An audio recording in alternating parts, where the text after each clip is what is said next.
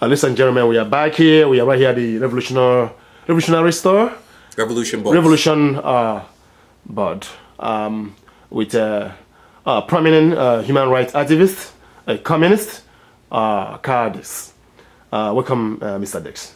Well, thank you for having me on. And basically, so listen, if you're out there listening, we are trying to, there is a movie out there, it's called Django Unchained. I'm going to be talking about it. What is it all about Django Unchained, Mr. Dix? Okay, this is a very important movie because it is a movie about the enslavement of African people here in the United States. And see, this is something that people in the United States do not often get a true picture of. I mean, a lot of people know about slavery, know it existed. Most of them understand that it was bad. Although there are a few people who argue that slavery was a good thing for African people, and I'll talk about that in a minute. But what people don't know is they don't know the depth of the horror, the depth of the savagery and brutality that was inflicted on the enslaved Africans in order to maintain the institution of slavery, which is at the foundation of all the wealth and power of the United States of America. If I'm hearing you clearly, I don't mean to interrupt you. Okay. You said that some sector of intellectuals, if you want to put it that way, or conversation in some quarter says that slavery and colonialism was good for the continent. Is that what? Is that good for Africans?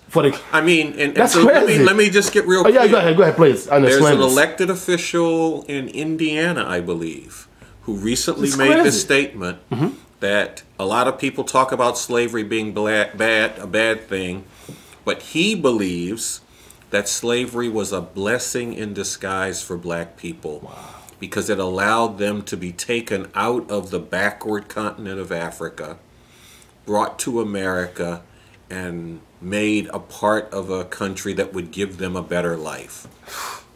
And see, this better life came through enslaving them, forcing them to work as beasts of burdens and little more than talking tools, whipping them, torturing them, and having them work to build up the wealth and power that they did not get to share in, and frankly have not gotten to share in up to today. That's what slavery really came down to. And what makes Django Unchained important is that it's a movie that brings a relatively accurate and truthful picture of slavery to millions of people in this country. Have you watched the Django Unchained? Yes, I watched it. What I'm hearing is that it's very controversial. A full audience, about 400 people. Wow. About 250 to 300 of them were black. Wow. 100 to 150 of the audience was white. You know, and just from the beginning, you got a sense of how evil and vile slavery was. You know, with slaves being walked for miles from one plantation to another with their hands cuffed together and their chains on their feet, linking their feet together, and then chains linking their feet to the man behind them. Wow. So they could barely walk because of all of that. Horrible. But they had to walk for miles while the slave traders rode on horseback with whips and guns to keep them going. Wow. Then a little bit later, Django, the enslaved African who was the main figure in the movie, gets freed from slavery by a bounty hunter, because the bounty hunter wants him to help him find some men who were guilty of murder, who also happened to be slave drivers and overseers on plantations. So they're going to look for these people, and he has Django riding on a horse. Django and this bounty hunter, who happens to be a white man from Germany, ride into a town together. The white townspeople are shocked. Why are they shocked? Because they had never seen a black person riding a horse. Never in their life. Never in their life. But even more than that, they felt that it was an outrage to the ethics of Southern society to allow a black man on a horse. Because if a black man is allowed to get up on a horse, that puts him on a par with white The people. white folks. And this was something that they felt could not be allowed, because part of what allowed them to keep Africans enslaved was driving home the view that Africans were inferior to white people, so that they were justified in treating them in the brutal and savage way that they did. This was an important part in the realm of thinking and ideology of keeping slavery in effect. So they needed to try to enforce that view on black people, but also to have it shared by whites. So this white man allowing a black man to ride a horse beside him was an affront to that way of thinking, and they wanted to try to stop it. So that's another thing that the movie brought out. But then as you go through the movie, there are scenes where dogs are sicked on black people who tried to escape from slavery. And other blacks were forced to watch this to give them the message, this is what happens if you try to get away, if you try to break away from slavery. And there's been a debate that has arisen about, well, did they really sick dogs on escaped slaves? And yes, they did, because that was their way of finding them. They would have these vicious bloodhounds that were trained to track people by their scent, but also when they caught up to people, they were trained to tear them apart. Wow. And they might restrain them if they felt that the escaped African was going to still be valuable as somebody they could re-enslave and work. But if they had decided that you were no longer of value, especially if you were too determined to get away, then you were no good to them, because how can they work you if you run away every time? And also, your spirit of rebellion could spread to others. So it would be better for them to just get rid of you and to use you as an example to others. What was the climate in the theater? What was the climate? I mean, people were horrified by the savagery and brutality, and were like glad and happy when Django struck back at this. See, because that's what the movie was about. Django getting free he struck, okay. and finding his wife, who had been sold and separated from him, sold to another plantation. Which is the practice. And getting her free as well. Right. And that, again, That is was the something, practice, basically. that's what slavery was about. Because Africans might form, enslaved Africans might form families, they might get married, they might have separated. kids. Yeah, But the slave masters would not recognize that. If they could make more money by selling a wife apart from the husband, a husband apart from the wife, children apart from their parents, they would do that in a minute, because that's what slavery was about for them. In fact, at a certain point, Virginia, which was one of the major slave states originally based upon harvesting tobacco for the world market, but then as the value of tobacco declined, Virginia became a breeding ground for black people to be sold into slavery in Mississippi, in Alabama. And a term developed called being sold down the river, which is still in use today. But that's where it came from, because Virginia is north, one of the northernmost slave states, and they would sell you to more southern slave states down the river. Down the river. So that's by what the coast, sold. basically. That's what sold down the river came from. Okay. So people are getting a relatively accurate and true picture of the savagery and brutality of the system of slavery, in some sense that it was based upon extracting profit from the uncompensated labor of African people. And that's something that people need to know. They need to go beyond that and know more than that. But look, it's a movie. It's just a movie. And the fact that it is giving people that is very important. Where people need to go beyond that is they need to come to understand the foundation of all of this wealth and power they see in that enslavement of African people, and that that wealth and power has never been shared with the enslaved people or their descendants.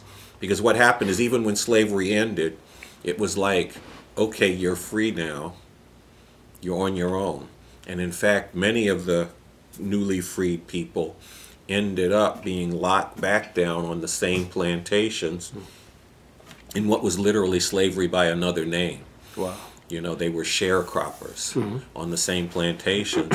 And some people ended up literally enslaved, because if you did not have a white person who could vouch for you, you could be captured again by law time. enforcement, and they would rent you out to a mine, to a steel mill, for a ridiculously small amount.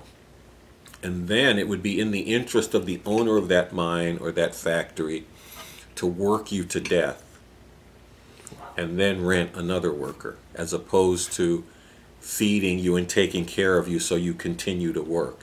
And the death rate in the U.S. Steel facility, U.S. Steel industry. U.S. Steel was a major industry steel corporation in the United States. Yep. Well, they had a factory in Alabama in this period right after slavery. Sure. The death rate for the leased convict leased people was 33%. And what that means is that over a year's period, 1/3 of the slaves, black people that they leased from prison would die.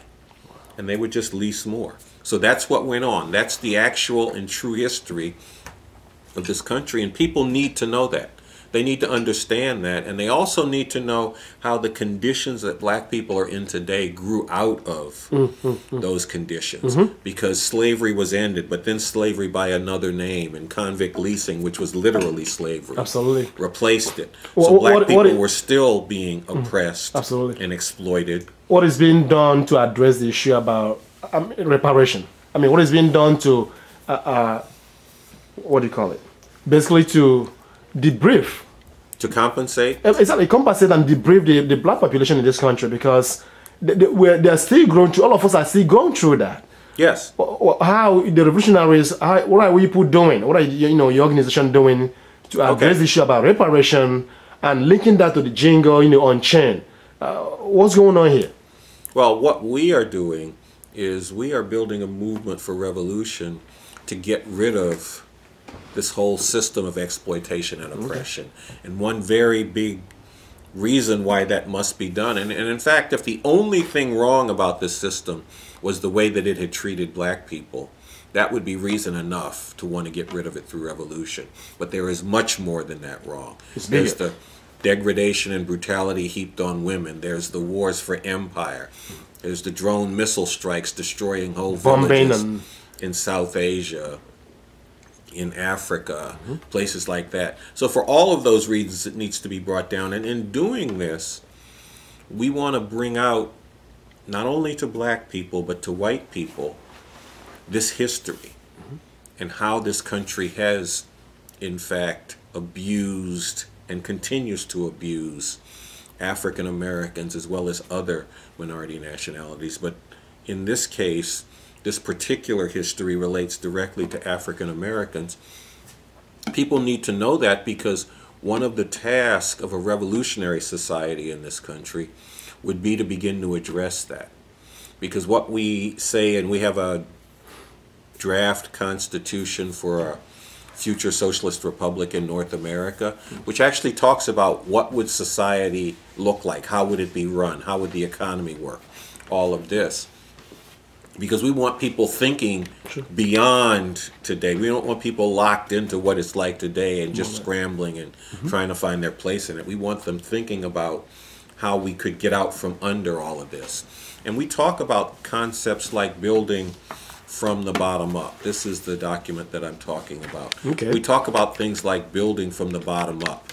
In other words, directing the resources of society to those areas that have been longest abused and held down. So, but basically, the record shows that before the blacks were actually brought here, on chains, whites were actually brought here the first time, to till the land, but they couldn't.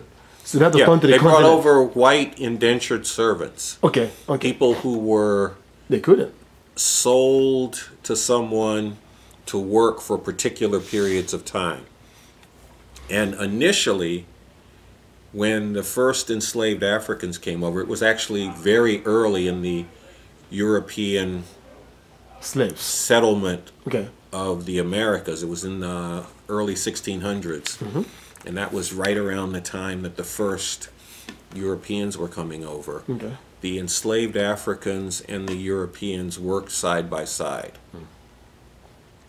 What was determined was that a large workforce would be needed for the agriculture, particularly in the southern part of the colonies.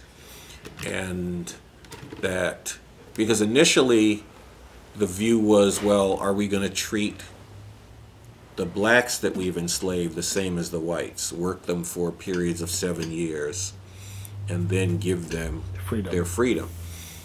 The view was, well, how would we keep a labor force large enough to harvest the tobacco and later the cotton? And it was determined that, like, no, we actually need a workforce that we don't have to hire, that we don't have to pay wages. So it was determined that Africans would be put on a different track, that they would not be enslaved for a period of time and then allowed to go free, but that they would be enslaved for life. Forever. And then in relation to that, these myths about the inferiority of African people began to be spread and developed and fed to the Africans themselves. Wow. Religion was spread among them, Christian religion, Spread among them at feeling the same that they time. would become more docile and acceptable of what was being enforced on them. And then they developed scientific reasons. And this even comes up in the movie, because in the movie at a certain point, one of the plantation owners takes the skull of an enslaved African who had died, cuts it open, and then says, you see this ridge here? This is where a gene that predisposes African people to be servants is located. Wow. If you looked into the skull of a white man, you would not find this ridge because we don't have that gene. How did you know? Who told him that? How did he know that? See, the He's thing just making is, it up. these were scientific theories So that to were being speak. spread at that time to justify slavery. They were incorrect. They were not true. They were not based in any scientific, real scientific study, but they were developed and spread as a pseudo-scientific thing to justify further what they were doing. And I can tell you about one of the most important experiments. Yeah, please. There was a scientist in France, I forget his name, who supposedly did this scientific study that determined that black people were less intelligent than white people because their skulls were smaller than the skulls of white people, which meant that their brains must have been smaller. Because their skull being smaller, it could not hold such a large brain. That's ridiculous. And then he also determined that women were not as intelligent as men because their skulls were also smaller. Well, the first thing that's wrong with it is that there is nothing that says that your intelligence is the same, is based upon the size of your brain.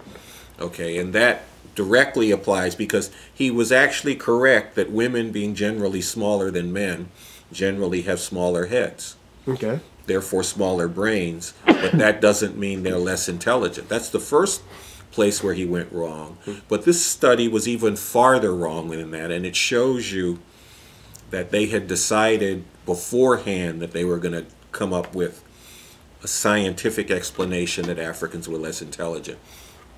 Because the guy is getting these skulls, and African people were no smaller in general they're than huge. Europeans. Absolutely. Okay, so some of the skulls that he got of African people were the same size as those of Europeans. Or even bigger. Some of them were bigger. Exactly. So what he would do when he got one that was bigger, he would toss that out.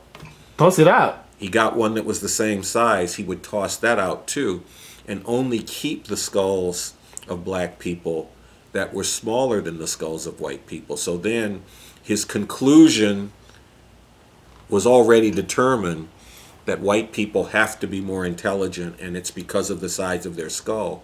He throws out the large skulls from black people so that he only has small skulls left, so that it fits the conclusion that he's already come to. So in other words, not only was his scientific basis of skull size equals intelligence wrong, because he didn't know what intelligence is related to, but even on his own terms he was wrong, because the size thing didn't work and he had to exclude skulls in order to make it work.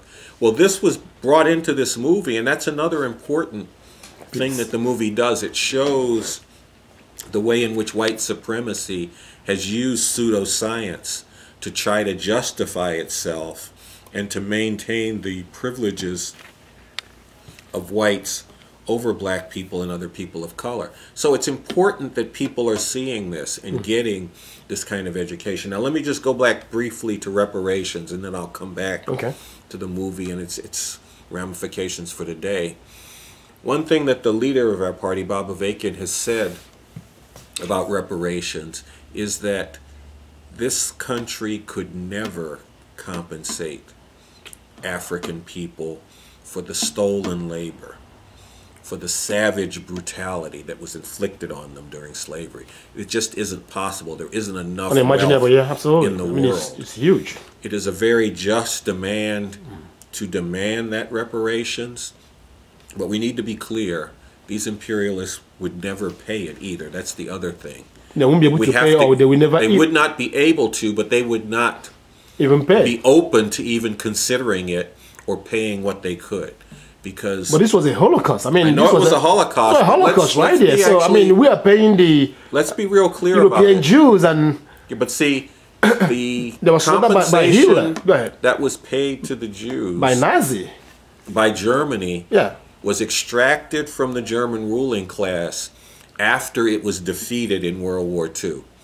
In other words, it had no choice. But they're still paying today. But to do that. But they're still paying. I know they're still paying, but they had no choice but to do that. They were defeated because the other imperialists had defeated them, okay, and then enforced the payment to them. Jewish people for the wrongs done to them. The U.S. made some minor payments to Japanese who had been put in concentration camps here in the United States. Those were minor payments, not actually repaying them for what had been taken from them, because their property and their freedom was taken from them. And neither of those, that compensation they were given, did not address that. The reason that was done was because in the international arena, those camps undercut the U.S.'s attempt to portray itself as the homeland of freedom and democracy. So you might get some minor payments from the U.S. government if you could pose the question in a way that it undercut their attempt to portray themselves as the homeland of freedom and democracy. But to get anything that even approached close the to reality of it would require the defeat of these imperialists through revolution, which is what's needed, because these imperialists are responsible for not only what has been done to people here in this country, but crimes that have been committed against people and continue to be committed against people all around the world. And it will be cause for a global celebration if and when this government would be toppled through revolution. Is that on the table? I mean, to topple the U.S. government, is that on the table right now? What I said was we are building a movement for revolution. Okay. A movement that recognizes that nothing fundamentally better for humanity can be brought into being until these capitalist imperialist governments are taken down through revolution. Because until that happens, they're going to maintain their stranglehold on wealth and power and work to keep that in effect. And we have to get rid of that power. We would have to get rid of that power and bring into being a revolutionary society that was based upon people working in common for the common good, and then addressing all the inequities left over from this capitalist society, the period of addressing those inequities, transforming the economic relations among people, the social relations, all of them put and together. the thinking Absolutely. that people inherit. The machinery, the whole machinery. Absolutely. Will happen during what we call a socialist transition to a full classless society, a communist world. Society. That's what we're about. That's what we're working on. Before you go into that, let me stop you one second. I wanted to take it back to the movie. I'm gonna get there right now. Ladies and gentlemen, this is a reporter so with a prominent revolutionary here in New York City from Brooklyn, Carl Dix. Ladies and gentlemen, we are here with him, reporters. And let me go back to the movie again. Okay. Who are the actors? I know I'm hearing about Samuel Jackson. I'm hearing about Jamie Foxx. You know, who are the actors? Jamie Foxx. How they portrayed? How do people see them? Jamie Foxx plays Django. Okay. Whoa. And Kerry Washington, the actress, plays his wife. Samuel L. Jackson plays a house slave. A house Negro. Yes, he plays a house slave. Okay. I mean, and he was the only person in the movie that I refer to as a slave because he was the why is that? Who embraced the slave system. And he was a slave who cared more about the interest of the slave master than the slave master himself. That sounds more like Malcolm X made a comment at the time. Yes, that's exactly about why. When the master is sick, we're sick. Yes, that's exactly what I thought of when I saw the Samuel L. Jackson character and the role he was playing in the movie. Because anybody who sees this movie will realize what I'm talking about. He cared more about the interest of the slave master than the slave master himself. He did more to protect the interest of the slave master than the slave master was able to do. Wow. And I thought of Malcolm X's point about a slave who loves his master more than he loves himself. Who, when the master gets sick, says, "What's the matter, boss? We sick?" We're sick. You know, that's exactly what I thought of. And I don't know if the director of the movie read any Malcolm X. But that character actually brought to life that quotation from Malcolm X. And see, again, this is something that people need to know because a lot of us have read Malcolm X, but a lot of young people haven't.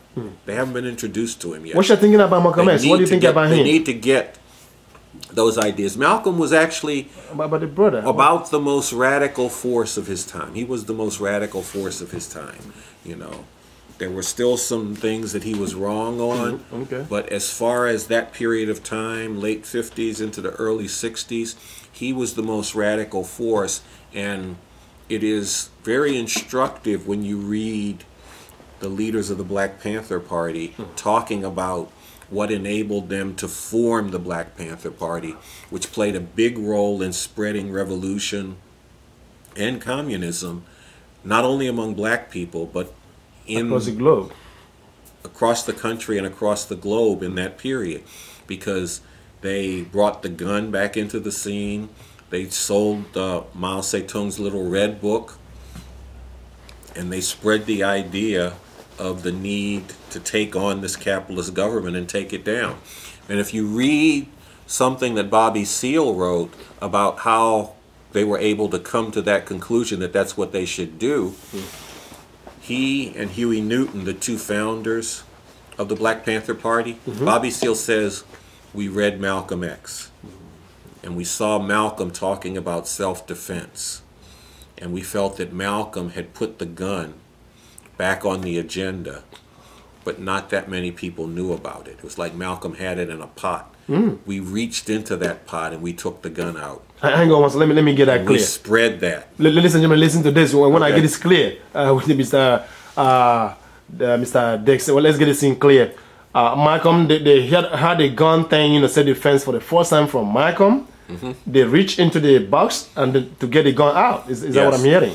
They said that the concept of self-defense was something they learned from Malcolm, and they put it into practice and spread it very broadly in the black community and all across America, and had impact globally. Do you know that people still think that Malcolm is alive today? Some people, some continent, people still have this impression that Malcolm X is alive.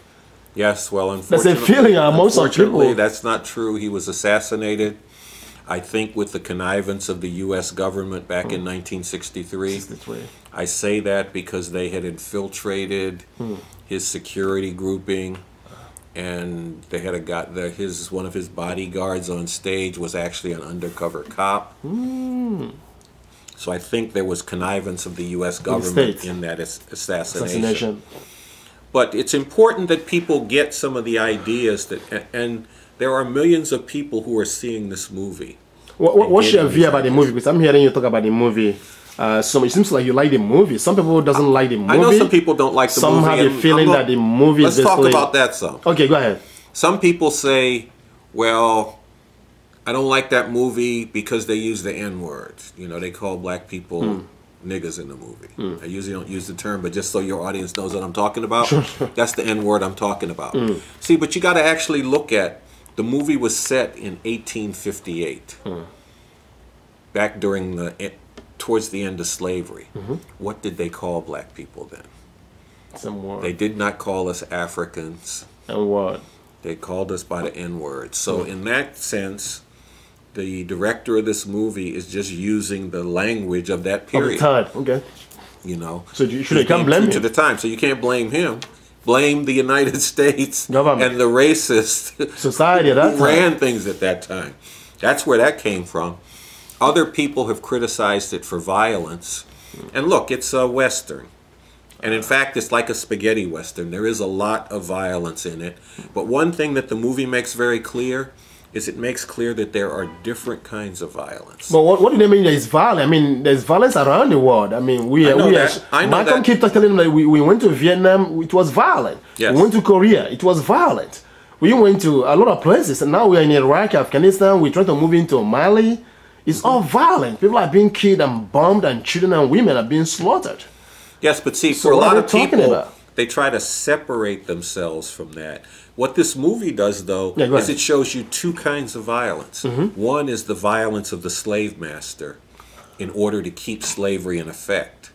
The other kind of violence it shows you is the violence of a slave, an enslaved African, trying to get out from under slavery and to free his wife from slavery.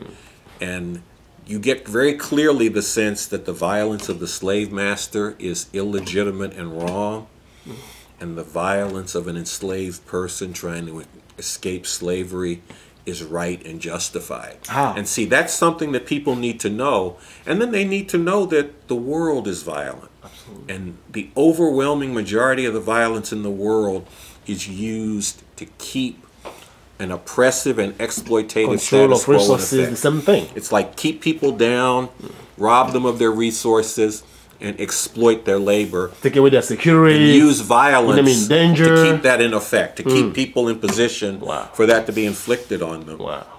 And what this movie shows you is, and there's another kind of violence, people trying to get out from under that. People need to know that distinction and actually understand. Especially people in this country need to know that distinction and understand that when people rise up against what this country is doing to them, there's some justice in that.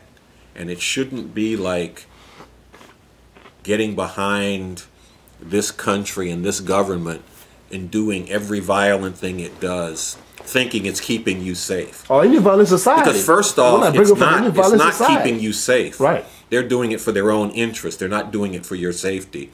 And you'll find that out real quick. So when the U.S. government tells you that in Yemen or in Iraq or in Afghanistan is to keep America safe, so that's not to keep America safe. It's to keep America's empire safe. Not even the American society or the safety of the American people is an incidental to that. What they're worried about, they want to keep their empire together. Wow. They want to show that nobody can challenge it. That's what that's about. Seeing people need to actually get that violence, even if it is going on thousands of miles away from you, is wrong and unjust, and you should not stand with it.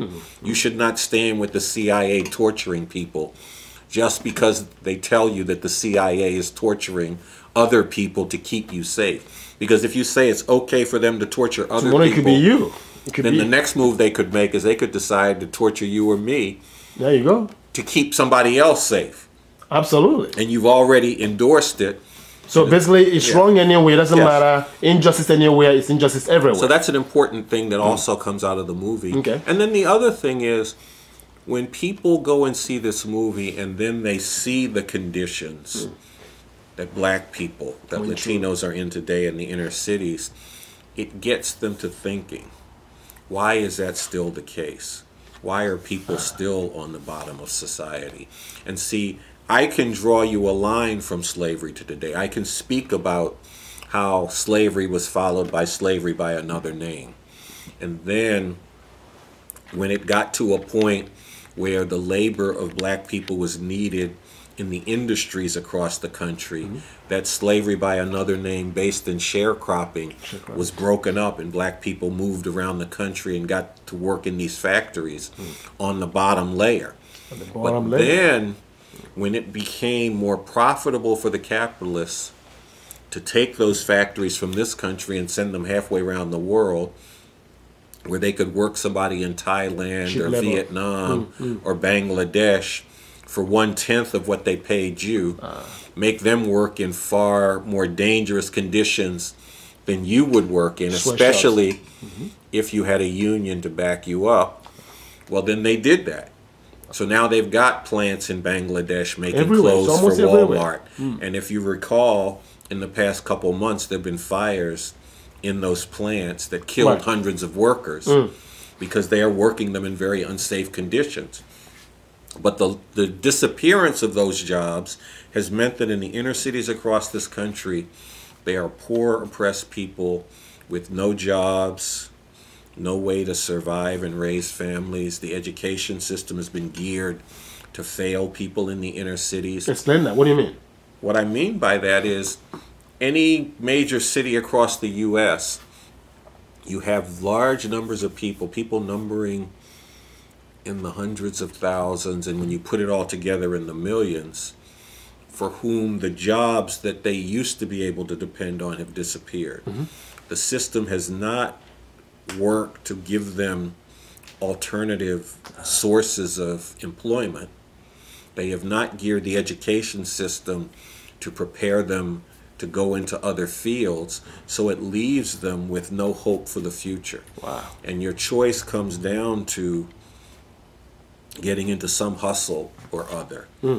And what they have done, listening to the industry, the prison industry. yes, that's what I was going to tell you. What they have done is they have unleashed the police to racially profile these people, getting them on a pipeline to go into prison, like stop and frisk, things like that. Yeah. They have built prisons. They're warehousing 2.4 million people in prison. Wow. They subject people to horrible conditions in prison. Then when you get out of prison, they openly discriminate against you. You go looking for a job, you have to say on that application, have you ever been convicted of a crime? If you say, well, yeah, I just got out of jail, your application goes in the trash can. You don't get considered. If you say, no, I've never been convicted of a crime, and they find out that you have gone to jail, then you're lying. they can fire you at any minute for lying on your application. You go to get a government loan, say I want to go back to school and better myself.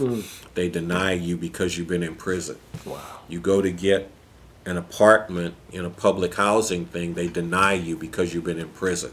They don't even let you vote. Even when sometimes you're innocent, and you still have to go through all that. Yes, you have to deal with all that. So what we have said is that mass incarceration is like a slow genocide, strangling Black and Latino communities across the country, and that people need to rise up and break the silence, because mass incarceration plus silence equals genocide.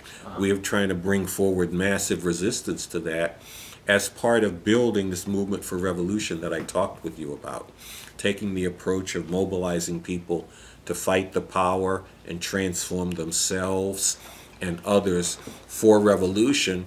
And I feel like this movie, Django Unchained, is opening people's minds up for what we're talking about, for what we're dealing with and what we're getting into. Now, a lot of people have trashed the movie, and I talked about the violence and the N-word, but some people go to other places. They say, like Spike Lee said, I'm not even going to see this movie. It would be an insult to my ancestors to see it. Other people say, basically along the same lines as Spike Lee, who is Quentin Tarantino to make a movie about a serious and sensitive subject like slavery? And sometimes they tie that together with things like there's too much violence, you know, so it's a cartoonish portrayal. But that's actually not true. The violence, on the one hand, is the real violence that existed at that time. And while the violence of Django to get out of slavery is more of a fantasy of revenge. Yeah, but it actually happened, because if you look at Haiti, it did happen. What happened in Haiti? Places like Haiti. What happened in Haiti? There was also and took over their government. There were also rebellions. They dealt with French. Nat Turner, Gabriel Prosser, Denmark Vesey. So it's not like that never happened. Okay. But people start running that, and see, when they run this thing about who is Quentin Tarantino, what they're basically saying is, how can this white man make a movie about slavery? And from one end, you have to say, well, the man made a movie about slavery. Go see it and see if it's any good. And then talk about it. Okay. And if it's no good, say it's no good, but say why. Because I think, after having seen the movie, it's good. And I haven't liked many of Tarantino's other movies. Okay.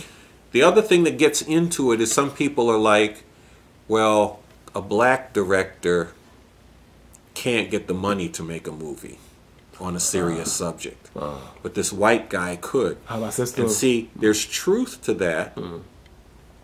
Spike Lee has more trouble getting funding than Quentin Tarantino. Wow. Danny Glover is actually trying to make a movie about the Haitian Revolution.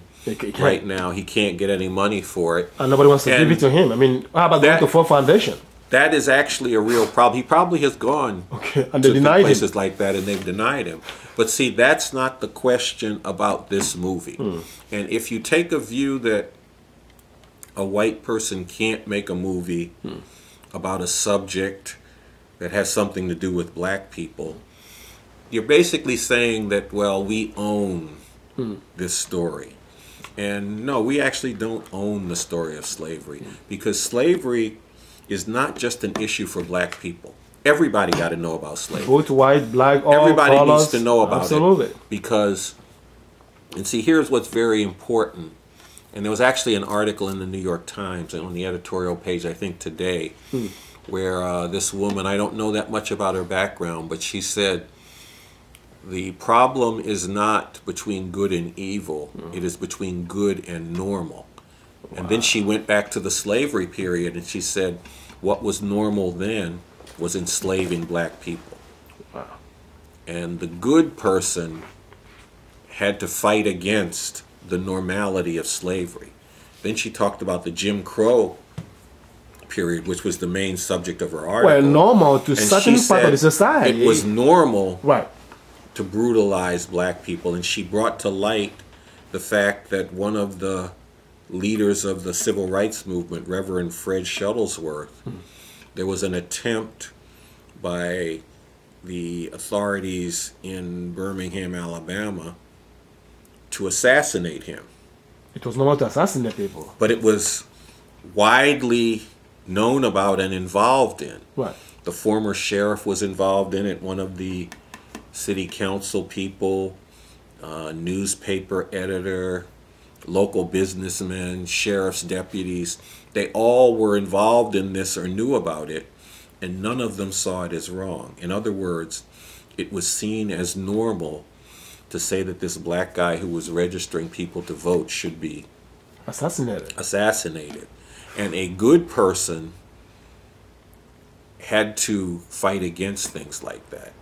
So that's what people need to see. People need to see the normality of the evil that was done. Let me take you back to why it was done and how it's done. And Sure. they need to take that up to today, because right now it's normal for the NYPD to stop and frisk young people of color, black, hundreds of Latinos, thousands of black people, black and Latino people every year. Population.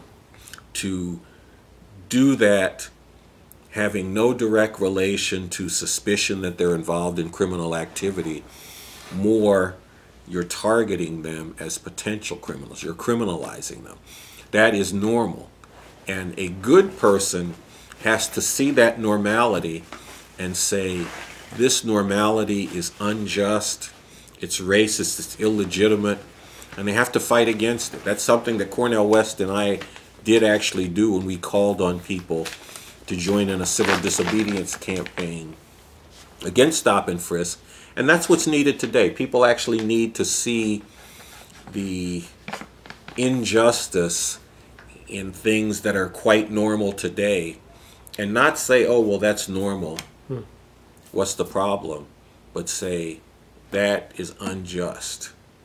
It is racist. It's illegitimate. That's the problem. And the fact that it is normal makes it more important that we fight against it, because it's not like there was a bad apple that does. There's a few bad apples that do this. The whole weight of the authorities are behind these injustices. They have to be taken on and fought against. Sure, absolutely. I'm totally agree. Let me take you back to, you made a comment about stop and frisk. Okay. You say it's equals to genocide. That's what you mentioned. What I said was mass incarceration. Mass incarceration. It's like a slow genocide. Explain that. That means we have too many genocide around the world, basically. That's what it is. Well, here's how I came to this. I looked up the definition of genocide internationally through the UN. And the UN's definition of genocide is that genocide is when a grouping of people are held in whole or in part in conditions that deny them the ability to survive and thrive. Wow. Okay. Now, a lot of people in this country, when they think of genocide, they think of what happened to Jewish people in Nazi Germany, and they think of the very end of the genocidal process, when they were in the camps being gassed to death. In other words, genocide is when you kill people. Wow. Well, that's the end of it. But if you actually look at the process of what happened to Jewish people in Germany, before they got to the end, first they had to be identified. They had to be stigmatized. They had to be demonized. Well, that's part of the second. Stigmatization and demonization go together. They had to be separated or segregated. Their property was stolen. And then they were massacred in large numbers. But that's the process that genocide goes through. Then when you look at black people in particular, I want to start with them here. The process of identification and demonization has already gone on. So has the process of segregation. Wow. Theft of property was accomplished a long time ago. Okay, so we're in that process. And even more, let's talk about why I say mass incarceration equals genocide. Because what you have with mass incarceration is 2.4 million people who are warehoused in prison, 2/3 of them black or Latino. Okay, you have racial profiling targeting especially the youth of the oppressed, blacks and Latinos, denying them of rights, constitutional rights, legal rights are denied them. And that puts them on a pipeline going into prison. When you're in prison, you're subjected to horrible conditions. Then when you get out of prison, you're again denied rights. You're discriminated against looking for a job. That's 5 million people who are on parole or probation. Almost, 5 million? Yes. 5 million people who are on parole or probation and they have no right to vote, they can't vote, they can't even get a job. Can't get a job, that can't vote, can't live in public housing, can't get a government loan, all of that kind of stuff. That's 7.5 million people just taking in incarceration, parole, or probation. Then you have the loved ones of all of those people, because if a son goes to prison, a mother's heart goes to prison with him. A husband goes to prison, a wife's heart goes with him. Children's heart goes with him. So you have tens of millions of people who are living their lives enmeshed in the web of the criminal injustice system in this country, basically. Held in conditions that do not allow them to thrive and survive. These are broad groupings of people. It has expanded from black people to include Latinos in the inner city. That's why I say this is a slow genocide. Because what future do broad sections of blacks and Latinos have going in and out of prison, or having a loved one go in and out of prison? That's what your life is geared to. That's what your future is focused up around. You can't thrive and survive on that basis. I call it a slow genocide because it's not happening all at once. People aren't being lined up against the wall and killed. However, when you look at what's going on in this country and people making statements like slavery was good for African people because it took them out of Africa and brought them here to a better life. And these are elected officials saying this. This is not crazy. This is not some uneducated or drunk wandering the streets, right. talking out of elected his officials. cup. This is an elected official in telling you what he Washington, thinks. D.C. There are religious leaders who have said that we have to take a different approach to crime, and they want to do things like a biblical approach, but they want to do what they call treat people whose crimes are a stain on the nation with the death penalty. And if you actually read the Bible, there's a lot of death penalties in the Bible for all kinds of things. You know, basically in the Old Testament, basically. Yes, the Old Testament. Not the New Testament. Yes, but the New Testament never revoked the Old Testament. And these guys go back to the Old Testament and all of the biblical death penalties that are in there. I mean, children who disrespect their parents should be killed in the Old Testament. A slave who's disrespectful to their master. I thought I'm aware of the slave. You go through the Ten Commandments. Okay. The thing about coveting your neighbor's wife. Property or wife. Okay. Well, it talks about property, wife, right. slaves, all of that. There's a death penalty associated with that. The Ten Commandments actually, several of them had the death penalty associated with them. So these guys want to draw back to that biblical thing and enact the death penalty for crimes that are a stain against the nation, which would lead to a lot of people who are now imprisoned becoming candidates for being executed, as well as people who aren't in prison, because some of the things that they're talking about aren't even crimes. You know, so and these again are not marginal figures. Large population. You saw a lot of people who have some of this thinking playing significant roles in the Republican primary contest. You know, being courted by candidates running for office, being embraced 47% by candidates, all this kind of stuff. Right. So if these people get ascendancy, you could see some of this being enacted and carried out. And then people need to actually remember that the way Hitler came to power was that he won an election, was embraced by a section of the German ruling class, and given the power to carry out his vision of society because they determined it was the best way for them to expand their empire. And if a section of the ruling class in this country determines that the best way for them to maintain and extend the U.S.'s global empire is to reach among these Christian fascists, because that's what they are. They cover themselves with their biblical devotion, but it actually comes down to fascism. They decide that these Christian fascists are the best forces to keep their empire in effect. They will reach among the Catholic Church and put them in position to do that, and then some of this will be carried out. So that slow genocide that we're talking about here could become greatly escalated. Could you make a differentiation between church and state? Because U.S. there's politics in this country that talks about church and state.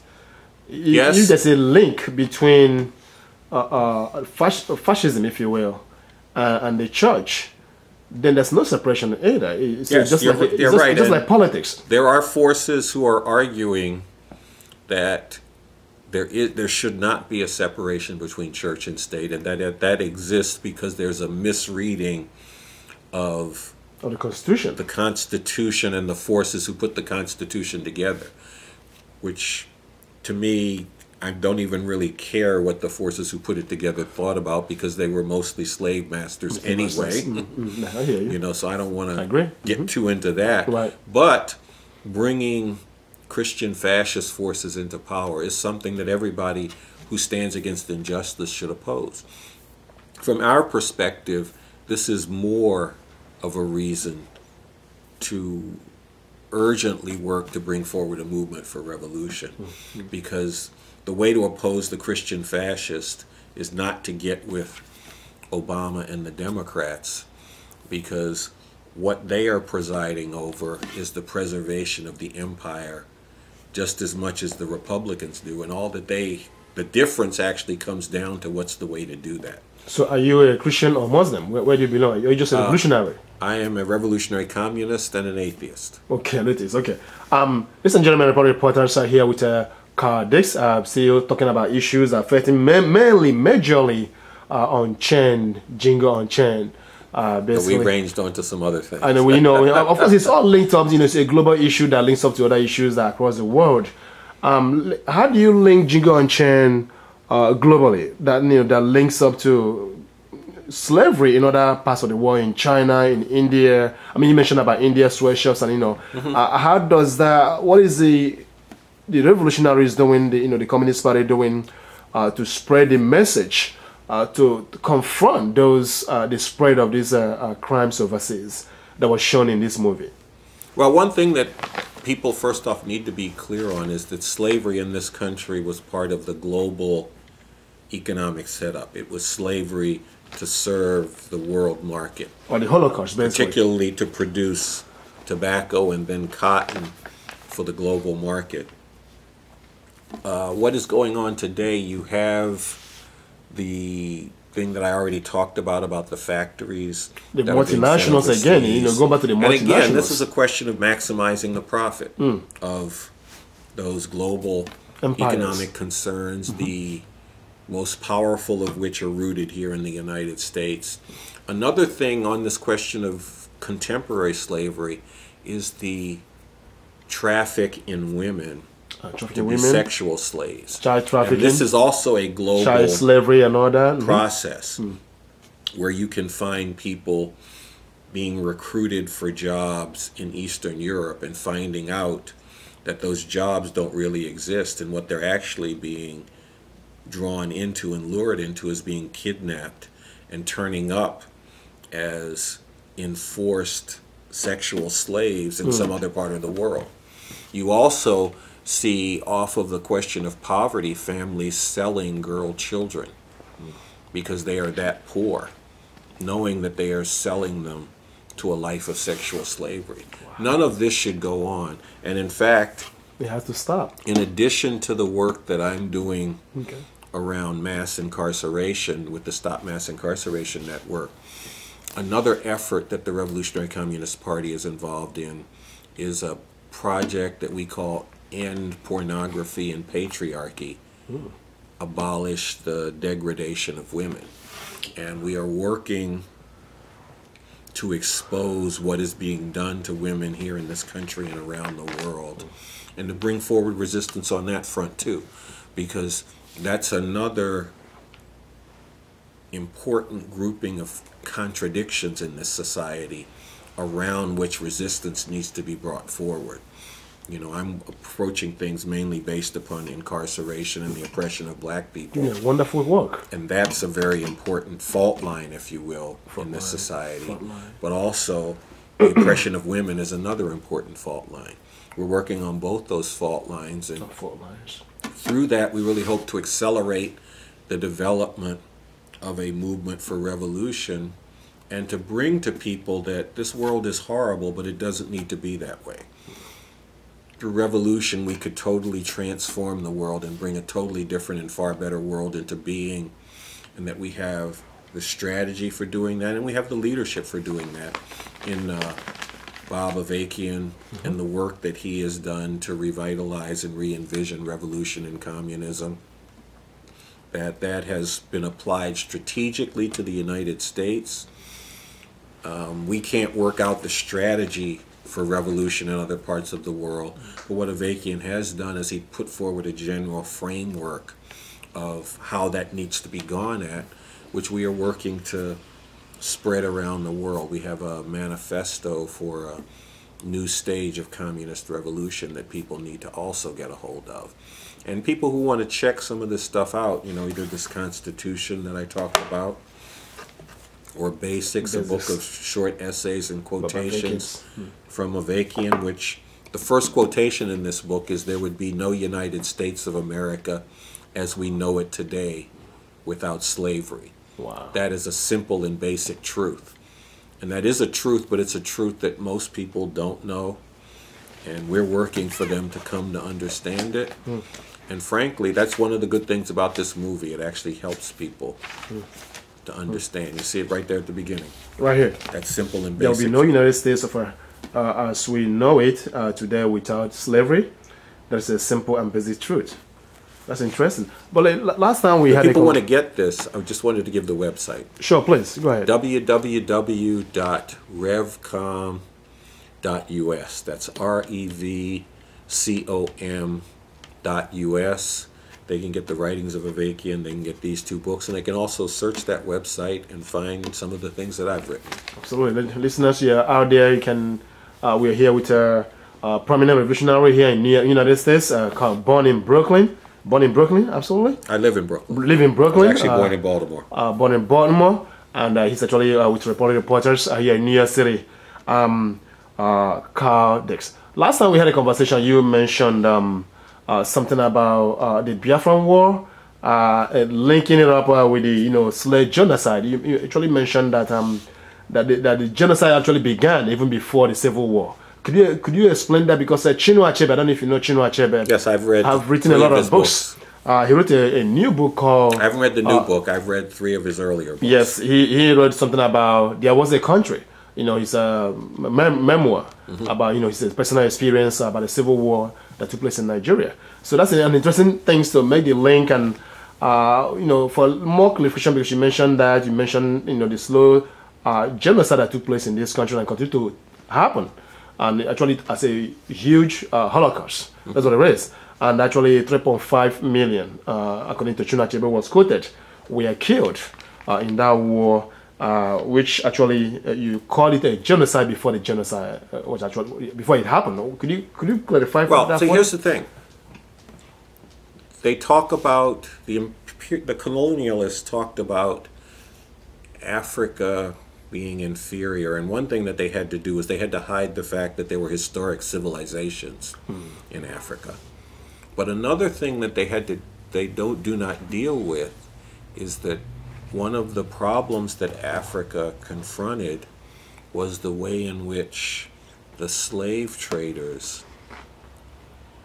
worked to depopulate Africa, worked to set Africans against each other, to go into warfare to make it possible to get slaves, and to make it possible to control and take away the resources, the African people, and to force them to work for them, to steal the resources of Africa. That's a process that is still going on today. The Biafran War was an example of that, because you had Nigeria, a large country that grouped different nationalities, nations within it, and it had a lot of resources. Imperialists like the United States wanted Nigeria to stay together because they had the capability to exploit all of Nigeria. Imperialists like France were unable to compete with the United States. What they wanted actually to the British was actually they put that but see the way that Britain, put the what they call Nigeria together, because it was not in existence before the British came. Britain was the colonial master. Exactly. But what Britain did is something that the British, what happened to Britain is something that the British had done to others earlier. Well, it goes back to the Berlin Conference that we mentioned. In the Berlin Conference, it was partition of the continent. Britain got large areas of Africa, right? But then they